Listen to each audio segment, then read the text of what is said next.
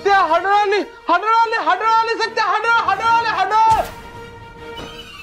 दारुगड काय म्हणते बघ.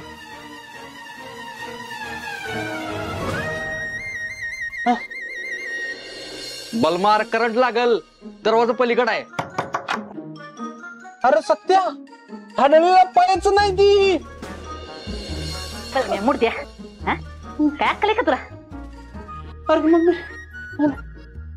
मम्मी या अक्कल बिक्कल हे करे तुला? अरे म्हणतो ते मम्मीला ये सत्या, तुझी हिंमत कशी झाली रे? तिथं मम्मी खुलीच्या बाहेर बसलेली असताना. आणि बालम्या तुला काय म्हणलं होतं मी? अगं मम्मी पण काय झालं? ती कुठं आहे? कोणती?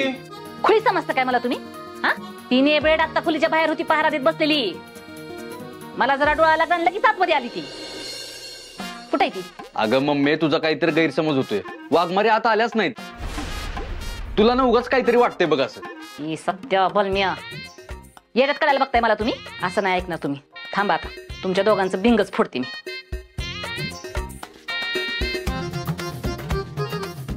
त्यात कसे असतील वाघमारे?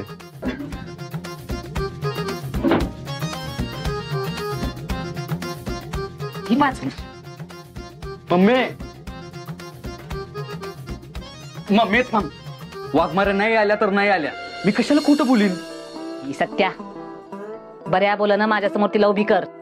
आता का माझ्या तावडीत घावली का नाही ती? तर तिला आत्ताच्या आत्ता घराच्या बाहेर टाकली मी. सत्या थांब, मला कळलंय मम्मीचा काय विषय आहे.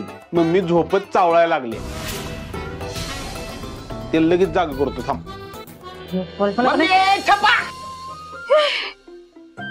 मुर्द्या, मी झोपेत चालते वे. जागे वाटत. हे बघ वाघमारे तर बाहेर आहेत. ये ने बट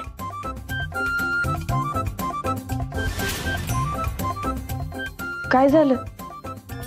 असं का बघताय? कुठे गेली होतीस तू?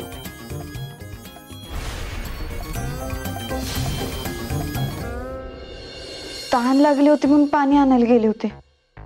काय झालं? अहो काय नाही, ते मम्मीचा जरा गैरसमज झाला होता. तिला वाटलं की तुम्ही तिची नजर चुकून माझ्या खोलीत आलाय.